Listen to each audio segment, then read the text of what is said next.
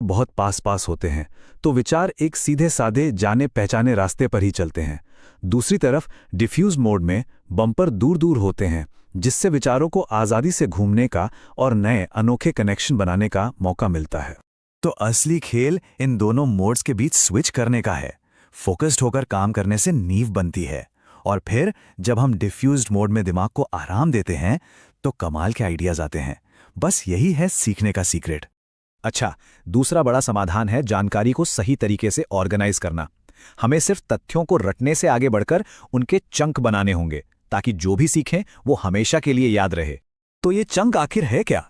ये जानकारी का एक ग्रुप है जो किसी मतलब या मीनिंग के जरिए आपस में जुड़ा होता है। और मजे की बात यह है कि एक बार चंक बन गया तो ये लॉन्ग टर्म मेमोरी में चला जाता है और वर्किंग मेमोरी का सिर्फ एक स्लॉट लेता है। इससे हमारे दिमाग में दूसरे आइडियाज के लिए जगह बन जाती है।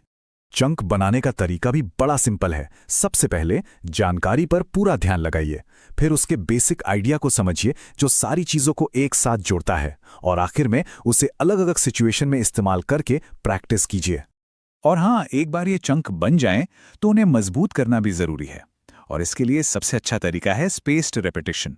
मतलब जानकारी को थोड़े थोड़े समय के गैप पर रिवाइज करते रहना। इससे वो हमेशा के लिए दिमाग में बैठ जाती है। जैसा कि मोर्टिमर एडलर ने कहा था, जो इंसान ये कहता है कि उसे पता है वो क्या सोच रहा है लेकिन उसे समझा नहीं सकता, असल में उसे खुद नहीं पता कि वो क्या सोच रहा है।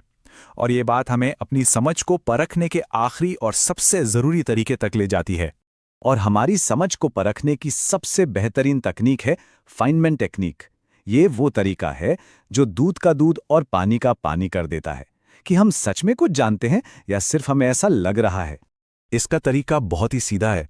कोई भी टॉपिक चुनिए और उसे इतने आसान शब्दों में समझाने की कोशिश कीजिए मानो किसी बच्चे को सिखा रहे हों। अब समझाते हुए जहां भी अटके हैं या मुश्किल लगे, समझ लीजिए कि हमारी समझ में वहीं पर कोई कमी है। बस उसी कमी को सुधारना है और फिर से कोशिश करनी है।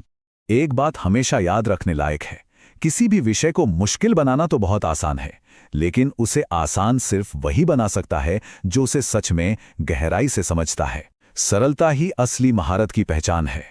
तो कुल मिलाकर आज हमने क्या सीखा? यही कि असली लर्निंग 3 बड़े बदलावों से आती है। पहला, सिर्फ पढ़ने की जगह जानकारी को एक्टिवली याद करने की कोशिश करना। दूसरा, मेमोरी पर बोझ डालने की जगह जानकारी के चंक्स बनाना। और तीसरा, तथ्यों को सिर्फ रटने की जगह उन्हें सरल शब्दों में समझाना। और अब जाते जाते एक आखिरी सवाल, आज ऐसी कौन सी एक चीज है जिसे आसान शब्दों में समझाया जा सकता है?